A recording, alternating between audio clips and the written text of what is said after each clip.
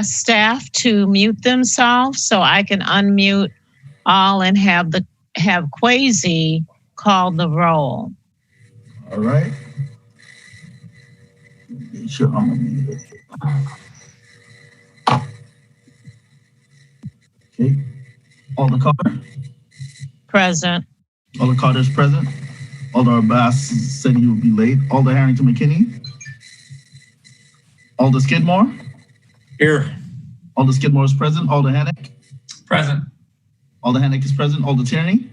Present. Alder Tierney is present. Alder Kimball. Here. Alder Kimball is present. Alder Bidar. Okay. We do have quorum. We're missing only Abbas, Harrington McKinney, and Alder Bidar is not here. Okay, thank you. Can I have Stefan do the meeting instructions? Thank you. All right, welcome to our virtual meeting. If you lose connection at any point during the meeting, you can reconnect by clicking the link or calling the number in your original email. Members, please activate your video and keep it on for the duration of the meeting. Staff, please activate your video when you're speaking. The clerk, chair, and tech facilitator are responsible for muting and unmuting committee members. Committee members, please use the raise hand feature when you'd like to be recognized to speak, ask questions, or request a roll call vote. During any roll call, all panelists will be unmuted briefly. Staff, please use the raise hand feature when you are asked a question. The chair will do their best to call on committee members in the order in which hands are raised. Lowering your hand will take you out of the queue. Members of the public who have registered to speak, the name you entered in Zoom must match the name you entered in registration.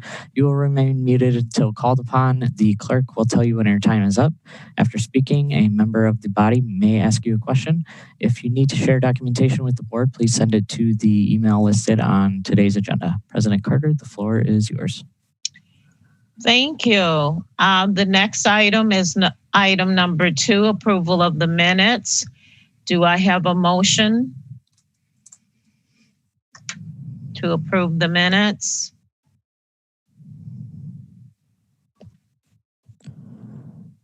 Alder Kimball?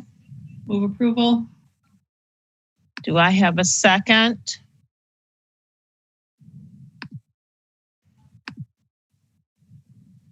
I'll second that. Thank you. It's been moved in second. If there's no objections, I would like to record a unanimous vote for approval of the minutes. I see no objections, so we will record a unanimous vote for approval of the minutes. Thank you. We will move on to item 3, and that's public comments.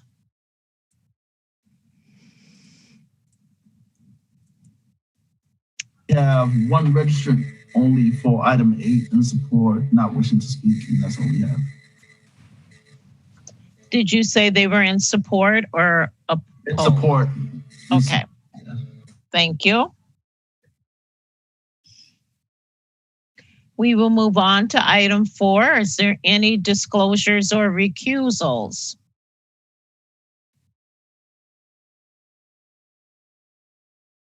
Okay, thank you. So now we'll move on to updates, and we'll start out with item 5, and Alder Foster is not going to be here today with us. So I am looking for a motion to refer to our next CCEC meeting.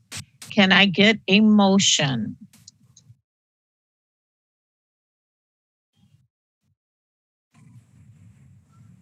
Motion to refer. And a second? Okay, it's been moved and seconded by Alder Hannock. Are there any objections for me to record as a unanimous vote?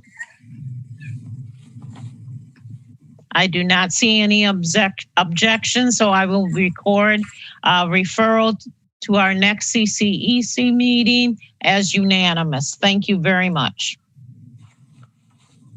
We will move to the next item, item 6, 61642, which is going to be an update on TFOGs. And I know that Alder Abbas is going to be late Rebecca, are you prepared for giving us an update or not? Sure, I can give an update. Thank you. So we've been, I think, trying to meet about twice a month. We're going to be meeting again on Friday, and we met earlier this month. At our last meeting, we had a discussion with Sarah Edgerton, updating us on two topics. One, the 311, the proposed 311 system, and also the upgrades to Legistar. And she thinks those are going to be put off until 2022. And the feasibility, the report done by the working group for the feasibility of the 311 system is going to be coming out soon. And that is looking like a 2022 budget item also. The TFOG's implementation committee wanted those updates because many of the recommendations had to do with how to better communicate with the public and how the public can more easily get answers to questions, and how the public and us and everyone can use Legistar better, or how the functionalities of Legistar can be made more user-friendly and easy. So TFOGS was concerned with that. We talked about the first actual proposal that's going through the committee process right now out of this group is about this boards, commissions, and committees administrative support team. And we just had further discussions into what the vision for that was, and what functions we would see that team carrying out. And just got more, since we see the Common Council Chief of Staff, also known as Kwesi, as a key person and position in that support team. We just talked to him more about the details of that, what scope of work we thought that team could do. And mostly it has to do with aligning and sort of rationalizing and standardizing a lot of the processes that boards, commissions, and committees go through in terms of their agendas, their minutes, their, how they get trained, et cetera. So we asked Kwesi to come up with a proposed work plan for such an administrative team, and I guess we'll discuss that with him on Friday. We also talked about this larger proposal from TFOGS about this Office of Resident Engagement and Neighborhood Support, and asked staff to do some research on similar offices in other city administrations around the country. And we're looking forward to their report back on that on Friday as well. One of the first things we dealt with at our first meeting was the major structural recommendations about the Common Council. And we talked about which one of them would need to go to referendum, timelines on that, et cetera. And so Attorney John Strange is still working on, we figured that in order for any structural change to happen in sync with the redistricting and the census, we would need to know if we're going to do it at all by the end of next summer. And so anything that would go to referendum would need to go in the April elections. So we're going to have a lot of work to do to come up with educational materials and just to educate the general public about the questions. And then the council and CCEC will need to weigh in on the language of those questions. Because again, this TFOG's implementation work group, our charge is just to take what's in the report and to turn them into proposals for the council and or the people to decide on. So that's kind of where we're at. We're keeping a running. Karen made a spreadsheet of all the recommendations, and we've done, a first round of prioritizing and working on things, and we'll continue to do that as our work continues. Thank you, Alder Kimball. I'm going to keep you open in case people have questions, okay? Sure. And Alder Badar.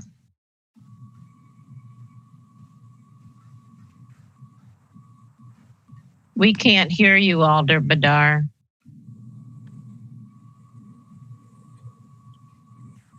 You're unmuted on my end. And there you go. Okay. Yep. Thank you, President Carter. And Alder Kimball, just a quick question about the referendum. I'm assuming the idea of the referendum itself also has to be approved by the council. Am I correct? Yes. Yeah.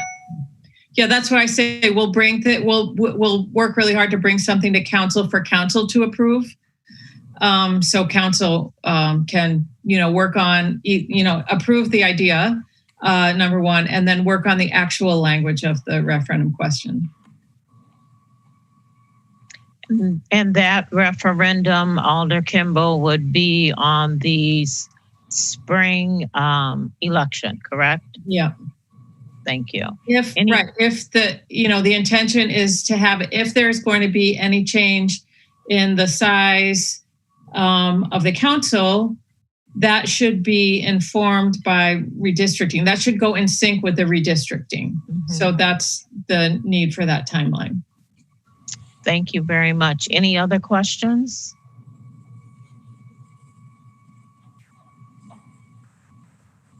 Then thank you very much, Alder Kimball. Mm-hmm. We are going to move on to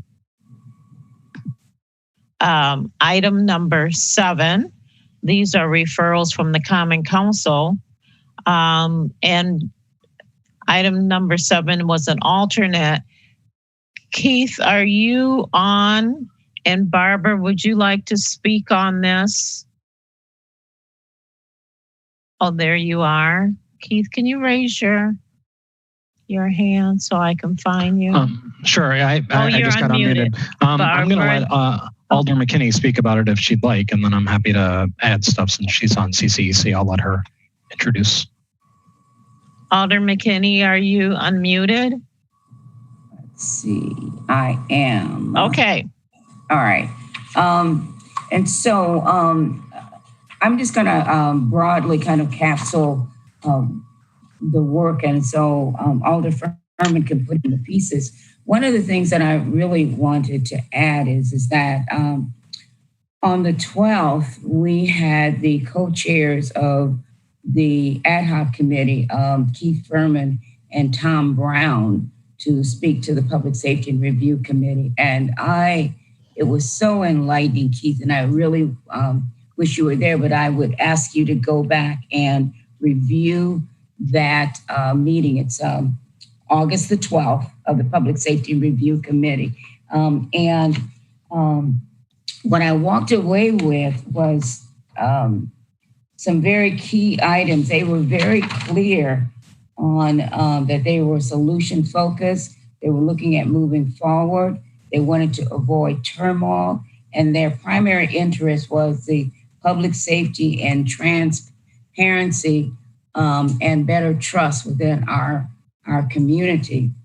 And the thing that was very insightful for me is that related to their discussions, there were only 2 items that really talked about whether something was lethal or not lethal in terms of police usage.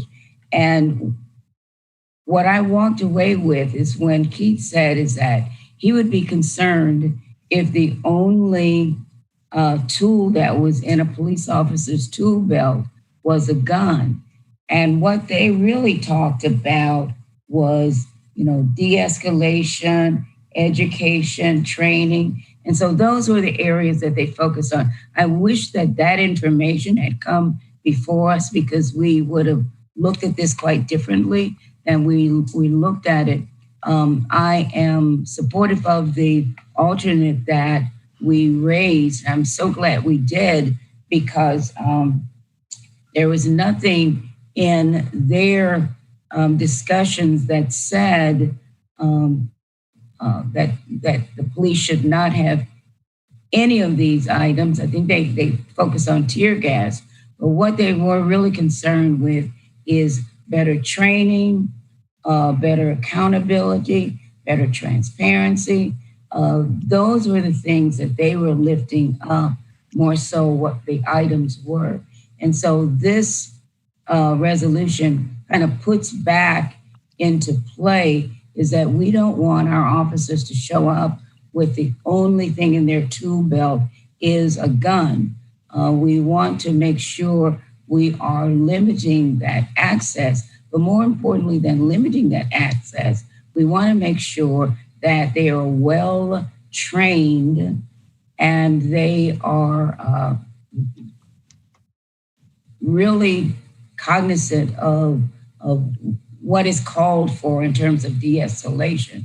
And so I would suggest that all of our executive committee go back and look at the August the 12th public safety meeting where Keith Finley and Tom Brown presented. They did an awesome job. And so I'm very impressed with them as co-chairs. And I'm saying this because there's a misnomer that I'm against the ad hoc committee. I ask questions when I ask questions because I have a need to know.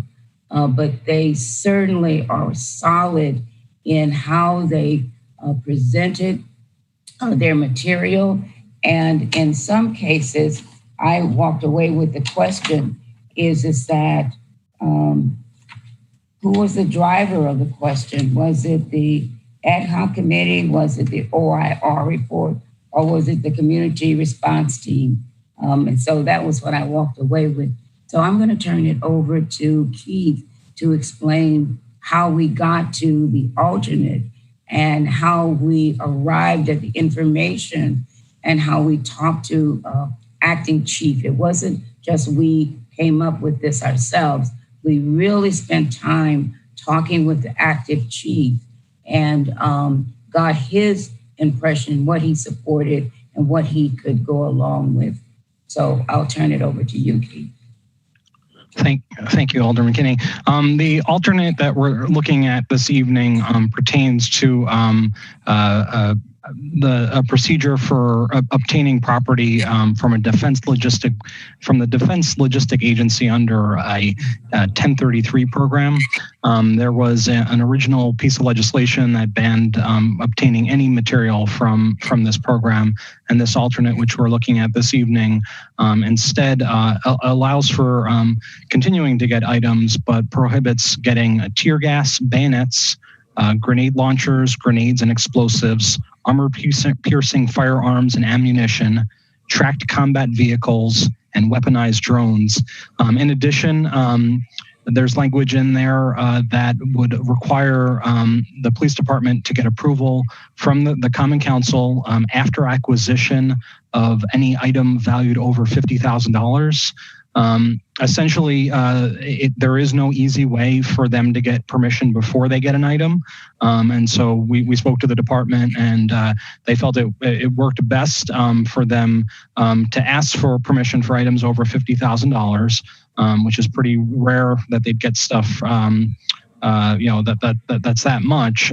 But then if we're uncomfortable with them having that particular item, we can vote down that acquisition and they could send it back.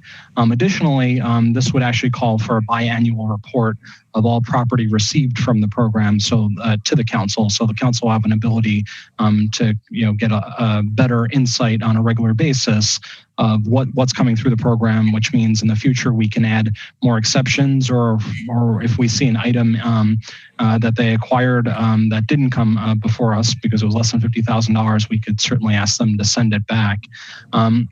We do, according to the financial note on this alternative, the average over the past 6 years, the average annual value of items received through this program is about $160,000. And that's items, anything from respirator masks to medical tourniquets. And they do get some larger items such as robotics and night vision. The exception list, the only thing I'll add is the exception list is based on a legislation that was in the United States Senate.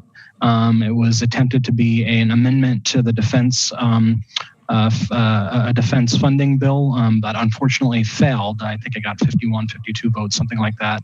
But it wasn't enough votes to amend. But it is a list that is endorsed by a very long list of national community groups, and really does hopefully make the 1033 program for the city a good source of hopefully non-controversial stuff, such as what I'd mentioned before, which is items like respiratory masks and robotics and night vision, but not necessarily things that make our police department like they are the military. So I think the chief is here too if anybody has questions for him, and I'm happy to answer questions as well. Thank you, Alder McKinney and Alder Furman. Do we have any questions for either one of them or even the Chief Wall?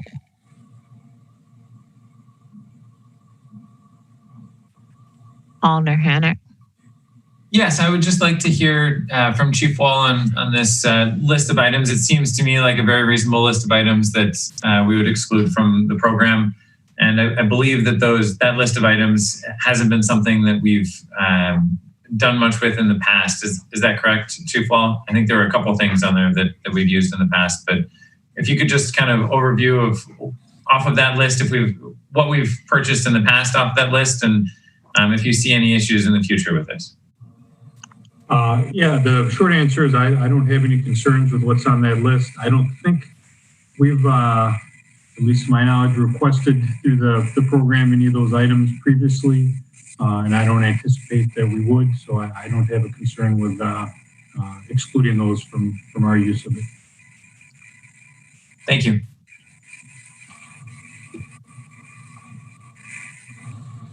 Okay, if that is all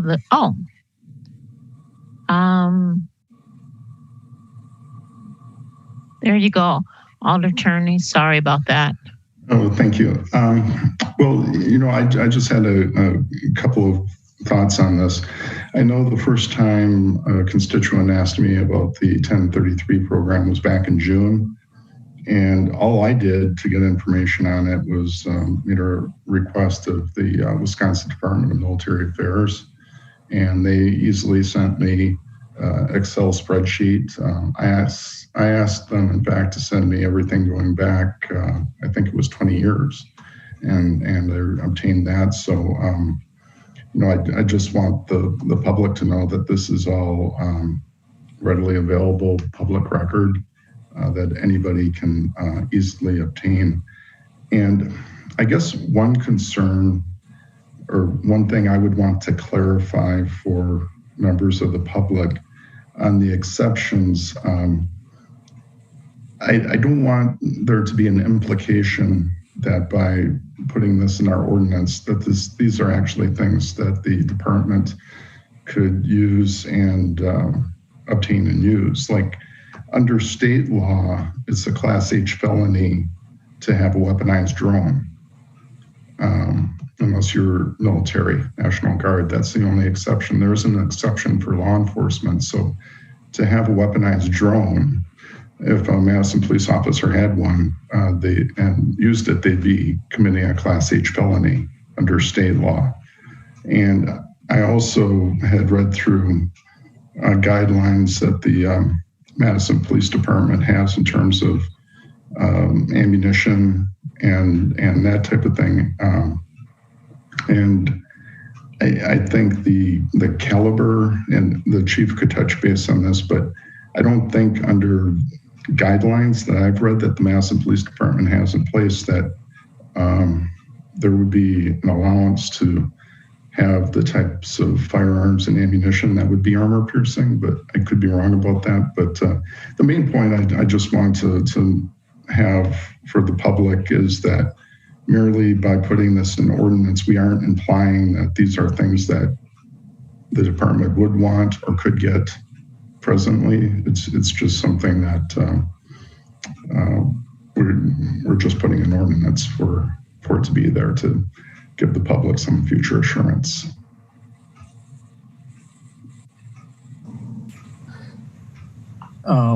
I think so.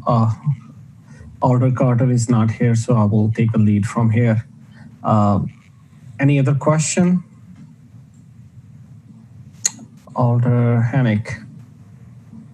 I cannot mute. Can staff unmute Alder Hennick? Thank you. Yeah.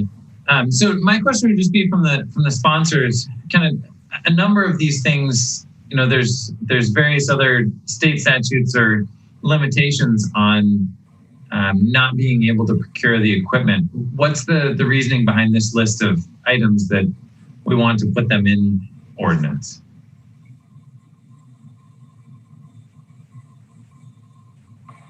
I'll take a stab at it, and Chief, you'll follow up. The reason it was important to put it into ordinance is because with the recent unrest and the recent lack of transparency and support and trust in the police department, as all the attorney said, is that we wanted to put a framework around what would not be used. It is not saying, as he said, that these are items that would be used. If we could allow the chief to come back and talk about his over 10 years experience of what he's bought and what that process is for documenting and making sure that even what they can be purchased is totally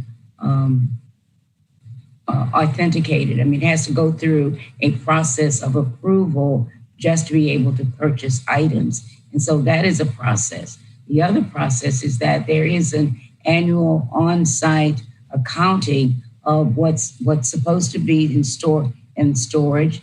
Has it been used? Is it still being there? And so, Chief, I want you to speak to that, because what we're doing, what the purpose of it is to reestablish some sense of trust and confidence from the community that none of these militarized items would be used in the community. They have not been, but there needs to be that transparency and that assurance that we give back to the community to say, hey, these will not be used at all. And so, Chief, would you talk about, and I know that we are backing up and going through the same territory again, but would you talk about, in the 10 years that you have been overseeing the 1033 purchases, what you have been purchasing and how it saved dollars to the city of Madison? Sure, it's a pretty broad spectrum of things that we've requested and obtained through the program. On the higher end, certainly the robotics and night vision equipment that's very expensive. And then at the lower end, eye protection, goggles, tourniquets, first aid kits, N95 masks, cold weather gear, things like that. It's very sort of hit and miss as to what sort of property becomes available through the program. If there's something that we're interested in, we submit a request, and the first sort of stage is the state Department of Emergency Management, which oversees it in Wisconsin at the state level, reviews those requests and has to approve them. And once it's approved, it goes on to the federal level, and at the federal office, they also have to approve it. And then once it's approved, it's sort of balanced with any other agencies across the country that might have requested the same equipment. And then ultimately a decision is made to who gets it. And then all we're on the hook for is shipping and getting the item from wherever it is in the U.S. to Madison. So the shipping is our only expense per each item. As you mentioned, we do an annual inventory that we have to submit to the state. And then they have on occasion come and actually done on-site inspections of selected items to confirm that we have them still and they're still here. So we go through that process and have internal mechanisms set up to do it. And I know the inventory that we have and the items we've received, we've over the years received some media requests and have released it. And that's certainly something that we can share, and certainly the biannual report that can be a part of. So there's nothing to really noteworthy on the list, I don't think.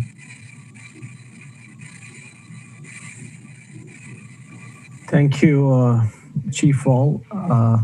Alder Hennick, I unmute you. I see your hand is up. Do you have a follow-up question?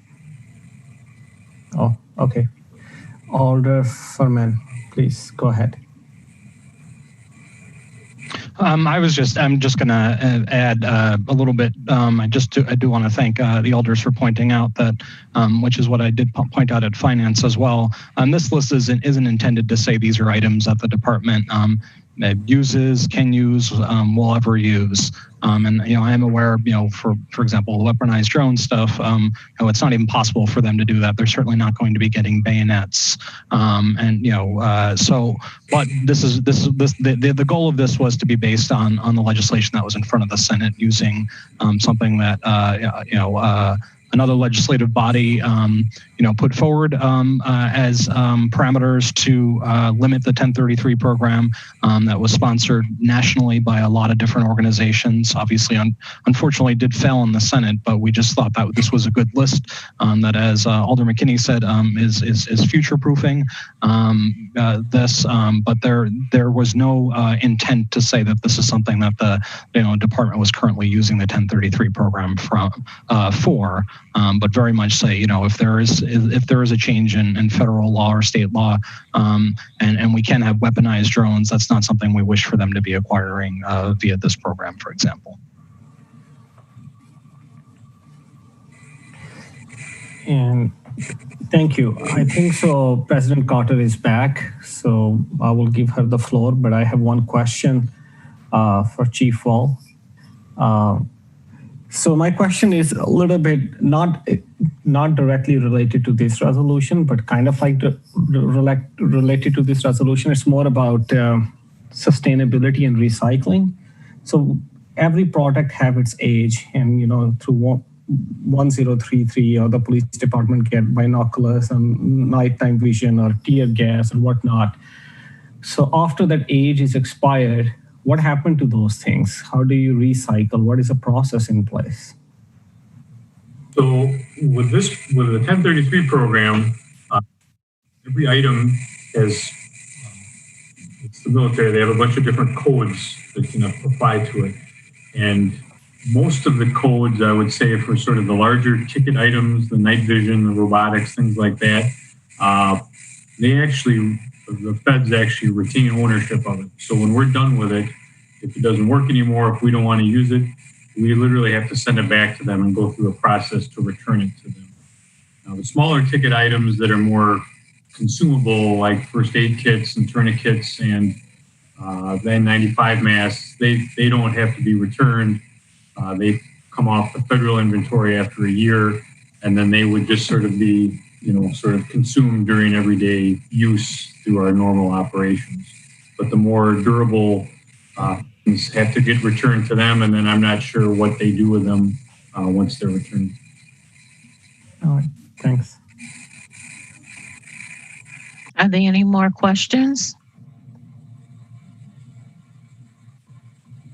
Okay.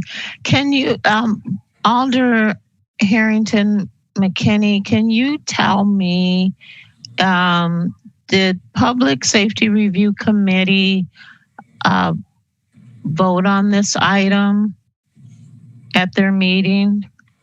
They did not vote on this item. And let me just go through my notes.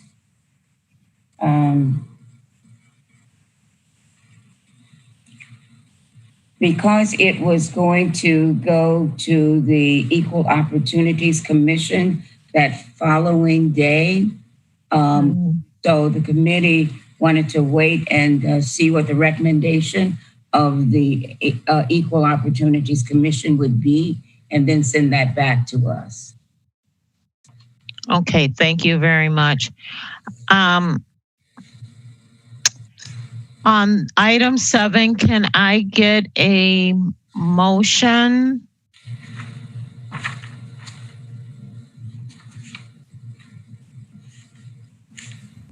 Motion to adopt. Thank you. Can I get a second? Second. Thank you. So it's been moved and seconded. And all in favor, excuse me, I'm sorry. Are there any objections to, just one moment. I didn't even get the sentence out, Rebecca. Hello. Hi, I'd like to have a discussion, actually, before we vote. Oh, you know what? Because I left, I'm sorry. Go ahead. Let's have a discussion. You're first, and then Alder Badar. Okay, thank you. Yeah. I won't be voting for this alternate for a number of reasons, but mainly because, as several alders have pointed out, and Chief Wall also pointed out, it's kind of meaningless because the police don't use these things anyway, and they're outlawed by state law. At Finance Committee, Alder Verveer attempted to bring amendments to both add items to the list and to lower the amount to $10,000 above which approval would be required, and that failed at Finance. So as it stands, this resolution doesn't really do anything, doesn't prohibit anything has ever happened before or is likely to happen in the future. And as the co-sponsor of the original, I will be supporting that and not this alternate. Thank you, Alder Badar. Oh, okay. Any other discussion?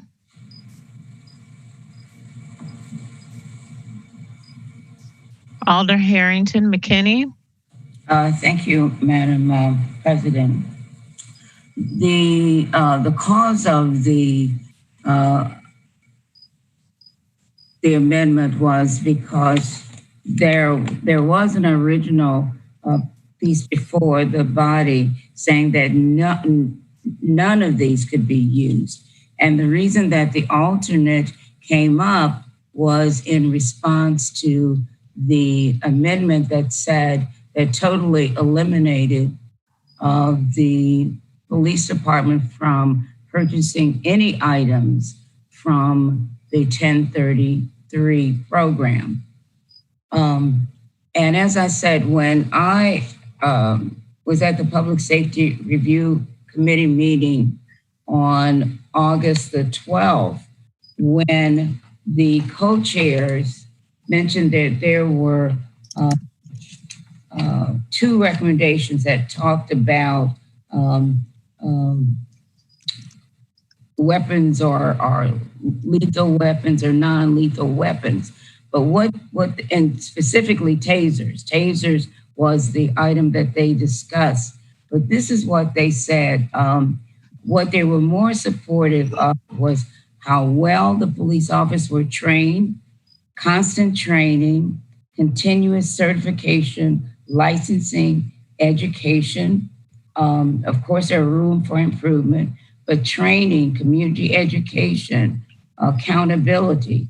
And the thing that really stood out for me is that they would rather, because the discussion was, what is non-lethal? And the question is that they would hope that the reason they didn't address it is because they were hoping that the police had access to more than just their guns, and that the opportunity to de-escalate and to put some of these safety valves in place was more important. And so it really was important to not have the original amendment, move forward where there was nothing that could be purchased through the 1033 program, and move it to a place in the middle where there would be an accountability and a designation of what was so and what was not so, what could be purchased and what could not be purchased. For us not to consider this alternate says is that we are removing the opportunity for the Madison Police Department when things came available and things that we could use that could ultimately save the city dollars. There is a cap in terms of accountability of what can be purchased, the amount, and it has to come back before the body before they are used. But to not have a source where the police department would have access to the 1033 program offerings completely was something that I would ask the committee to consider. And I know one of the instances where the chief mentioned the purchase of ammunition, and they were able to, and I don't know if I'm speaking out of turn, but the purchase, if they had to purchase ammunition, what that would cost the city. So the opportunity for the city to participate in those items that are offered by the 1033 program, highly regulated in terms of the council will look at, what is purchased over $50,000 and when it's used and if it can be used, that is in place. But to take that completely off the table, I think it's just not prudent in terms of looking to the future of public safety and accountability. So I will be supporting the alternate. Okay, thank you. And I have one quick question. Sure. My big question is to the sponsors of the resolution, and perhaps I might miss it during the discussion. So why we set $50,000 limit? Why not 10,000, 20,000? And what was the specific reason for keeping 50,000 as a number? Just one moment. I have two people who can answer that. Alder McKinney and Alder Furman. I am unmuting both of you. And Alder Furman, would you speak to the $50,000 and $10,000 and how we arrived at that amount? Because that was from your side. Sure. We spoke to Chief Wall and asked him what number he would be comfortable with. And the $50,000 number was what he was most comfortable with. We talked about different numbers. Alder McKinney and I did on a one-to-one basis with him, as well as had the discussion about it at finance, changing it. And according to Chief Wall, and he can chime in if he wants to clarify, he didn't think, he thought that was the best number for it to be reasonable for them to go through the process. Lower amounts, he was worried about staff time and the waiting period, et cetera, if we lowered it, and just thought that was a good place to be at 50,000. So as I said, if Chief Wall wants to jump in and share anything additionally on that, but that number came from MPD. Yeah, that will be good. If Chief Wall, if you can also give answer to that. And also if you can also explain a little bit about process, as Alder Furman mentioned, it takes more staff time going through the process. So what exactly is the process? Well, in terms of the $50,000 amount, Alder Furman explained it perfectly. For smaller items, smaller requests, it's just the capacity of the staff time to do the resolution and go through all the meetings and things to do something. And so the sort of the de facto result would be we just wouldn't request those items. And in terms of process, do you mean our internal process? No, I think so. You answered my already question about process mean common council. I was not sure is there any other process.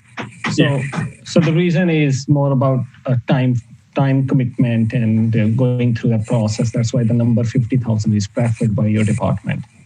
Correct. And as Alder Furman, I think, pointed out, the biannual reports that would be submitted to the council certainly would be an opportunity for people to see any other items that have been obtained and ask questions or bring up issues or concerns. And things. Mm-hmm. So my follow-up question is, could you please also explain 1033, how many times in a year you can reach out to federal government, and how does that process work? Once you have to complete the application and then pick up the product wherever they are in the country, or it's year round, how does that work? Well, I mean, you have to sort of be enrolled in the program, which is a once process, but in terms of requesting individual items or requisitions through them, I'm not aware of any limitation that the program puts on it. So, I mean, I think, there's only a few of us that have access to it and authority internally to get at the system and to look at it and to make requests. And we haven't done any this year just because we haven't had the capacity to do it. So I don't. So how many times last year or year before last year did you use that 1033 or get the product? How many times in a year? I'm just trying to get an understand about logistics. Do you have any? Without having it in front of me, I would guess maybe a dozen times. Our full inventory is, maybe 100 things. Some of the things that we've sent back since then. So it varies a little bit from year to year, just depending on what's available and the staff time we have to invest in searching for things and screening things. Okay, thank you. Alder McKinney, you're muted. I wanted to also call attention to one of the items that's on our agenda for tonight is 61252, I believe. And the language was in that addresses the purchase of any item over $50,000 and its usage. And so there was an attempt, and I think that came out into the discussion, that we tie that language into our resolution, what's coming before.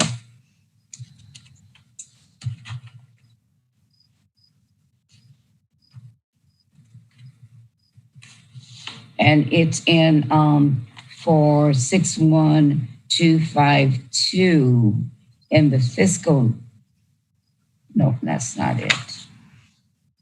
Oh, and 5.18 procedures for obtaining property from Defense Logistics Agency under 1033 program. Item number 1, it says the Madison Police Department is hereby authorized to obtain property from the Defense Logistics Agency under the 1033 program prior to using any individual item valued over $50,000. The Madison Police Department must apply for approval for said use by providing the Common Council with notice of the acquisition via resolution.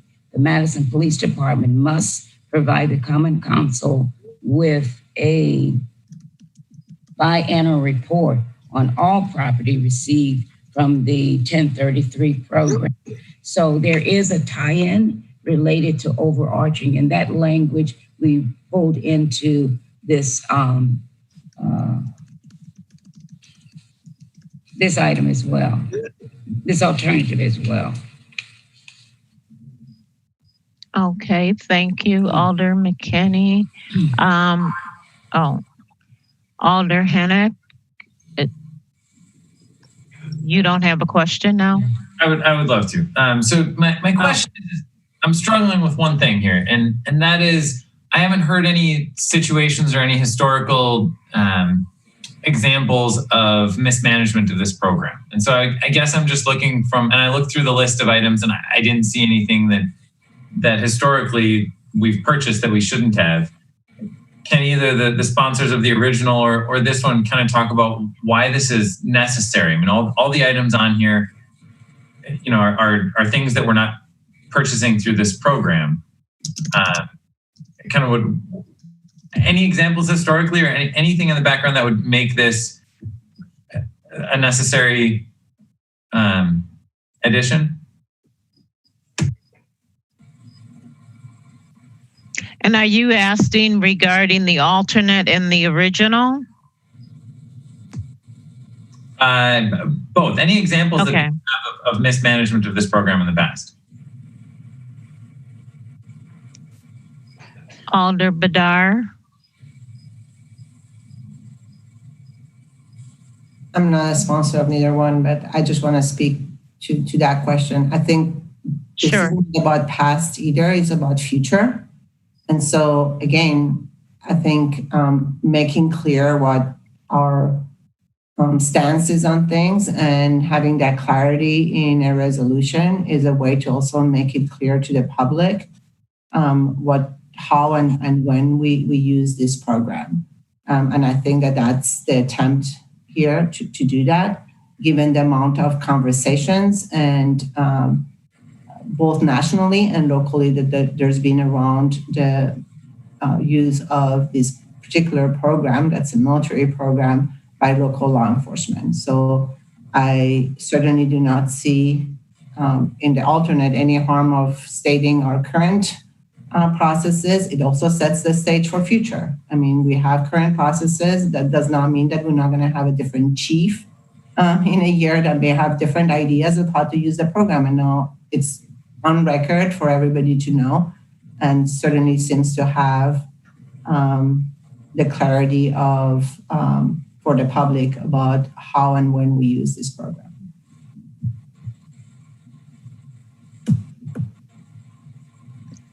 Thank you, Alder Badar. Yes, thank you. Thank you, Alder Hennick. Alder McKinney. Thank you, Alder Badar. And this does codify. I mean, we're at a place where our community is really looking at some kind of a surety of moving forward. We cannot predict where we are now. We cannot predict anything, but this codifies exactly what will be so. And as we move forward in the future, and the auditor is absolutely correct, is that we're having this conversation now. We have no idea what that conversation would be in the future with a new set of alders or a new chief. And so this really codifies where the council, where we are now and moving into the future. And so that is why we're doing it. It's based upon making sure that there is a sense of clarity and transparency as we go into the future. And that's what we're planning for. Thank you, Alder Harrington McKinney. Please lower my hand. I can't. Okay, there you go. Thank you. Is there any more discussion? Since we do have a registered no from Alder Kimball, correct, Alder Kimball? Yes. Then I am going to, if nobody minds, gonna do a roll call, I guess would be the proper thing to do at this point. Chief of Staff, could you do that? Okay. Alder Abbas. Aye. Alder Abbas is aye.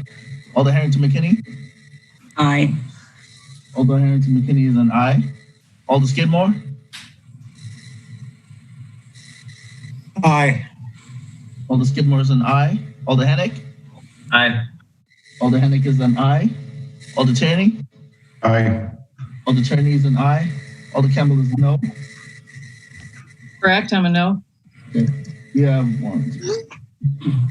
5 ayes and 1 no. Okay, then that passes. We will go on to item 8. 61265, prohibiting the use of tear gas as of November 17th.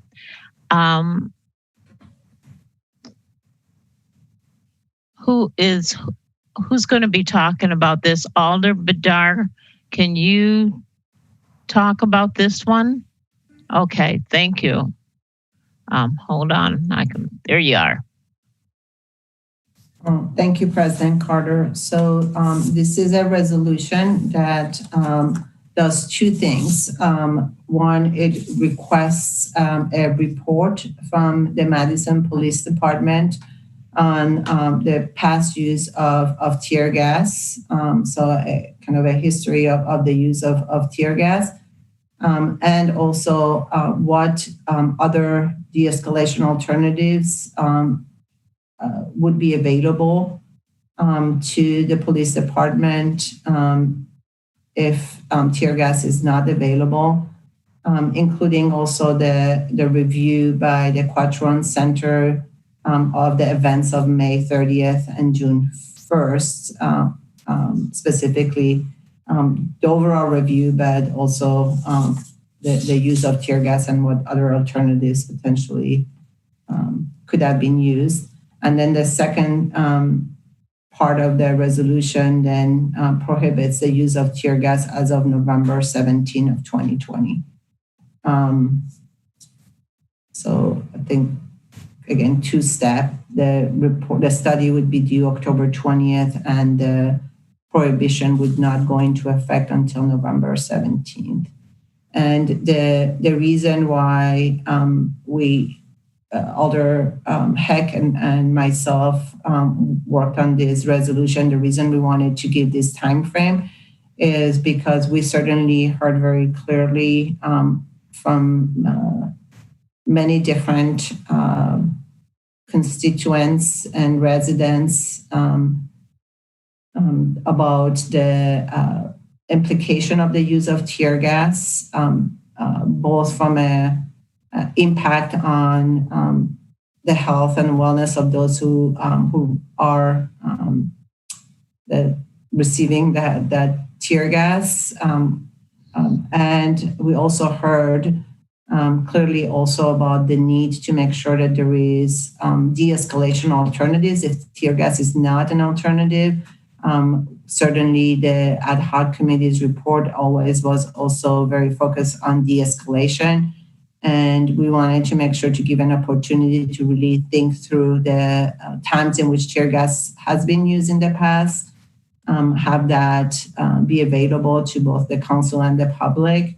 And again, also an opportunity for MPD to present what alternatives could or should be used that are de-escalation alternatives. Clearly, we don't want to prohibit tear gas and fall back on alternatives that are higher use of force. So that's why we created this timeline. And I'm happy to answer questions. I know Chief Wall also was involved in the conversation and can provide his perspective.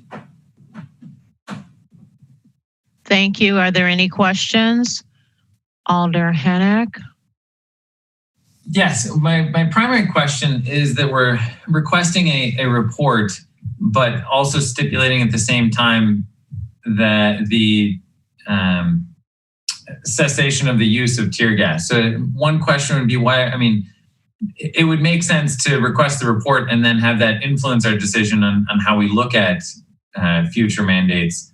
Why kind of that order? Why that process? Is that a question from me, Alder Hennick? Yeah. Because we again, the sponsors wanted to make clear what the end goal was, which is to prohibit the use of tear gas. So we wanted to have a timeline that really led us to that goal. That is a subject of discussion between, again, CCEC, questions to the chief, and where you want to go with what we're presenting to you, whether the timeline needs to be different than this timeline or not. But we did feel that we wanted to make sure that we went on record with our end goal in mind, which is that we should really not be using tear gas. And we felt that if we left it open, then we weren't making that end goal clear. I have a question, Alder Madar.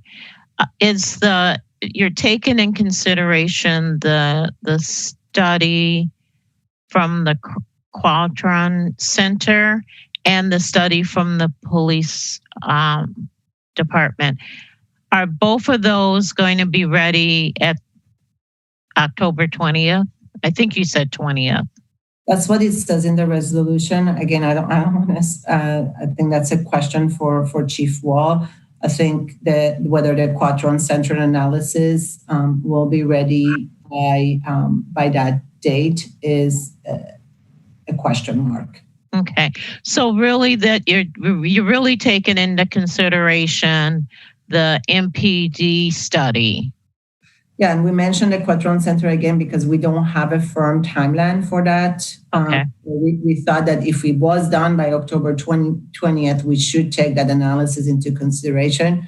But again, for what I gathered in my conversation with Chief Wall, we don't have a firm timeline for the analysis by the Quadron Center because it is it's a very involved analysis that has multiple day events, and so I get it.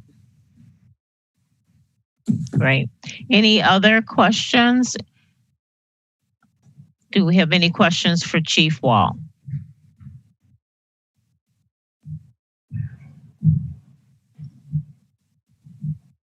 Okay, can I get a motion to adopt? And then we can go into discussion.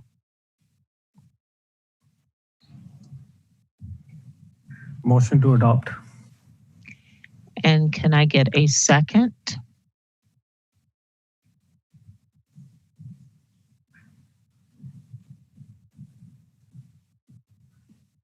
It's been moved and seconded. Thank you, Alder McKinney.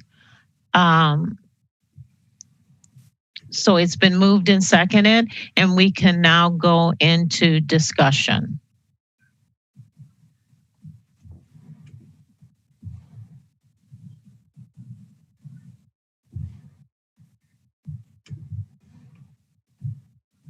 If there's no discussion, just one moment, Alder Hennick. Go ahead, Alder Hennick, you're unmuted.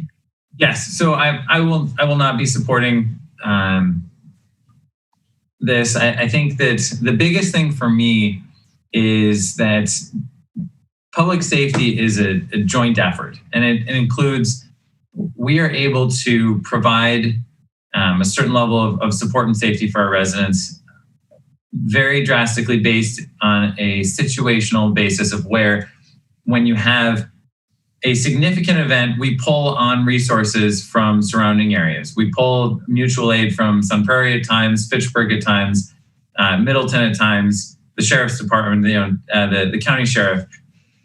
And so my biggest concern is that this will essentially eliminate our ability to request or provide mutual aid and be a part of that bigger team of public safety. And to exemplify that, I sent out an email to all alders.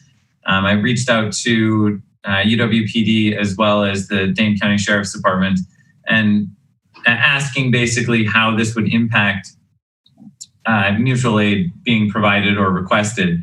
And the response that I got from Kristen Roman, and I asked that this be added to the legislative file, is that the short answer is that it will eliminate the ability to provide mutual aid. I would not send my officers into a situation in which they did not have the tools necessary and available for the best possible outcomes, nor would I call for assistance from officers whose limited options increase the potential for escalation. So I won't be supporting this, and that's kind of the basis of that. Okay, thank you.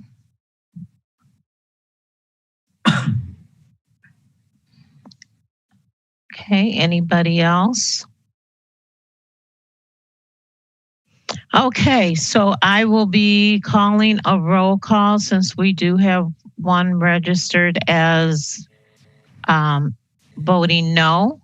Kwesi, can you go ahead and do the roll call? Yes. Alder Boss. No. Alder Boss is a no. Alder Harrington McKinney. Would you come back to me, please? All right. Alder Skidmore. No. Alder Skidmore is a no. Alder Hennick. No. Alder Hennick is a no. Alder Tierney. No. Alder Tierney is a no. Alder Campbell. Aye. Alder Campbell is an aye. Alder Harrington McKinney. No. Alder Harrington McKinney is a no. Okay, thank you very much. Yeah, 5 no's and 1 yes. Thank you. Well, that brings us to the end of our meeting tonight. I just want you to, a couple things.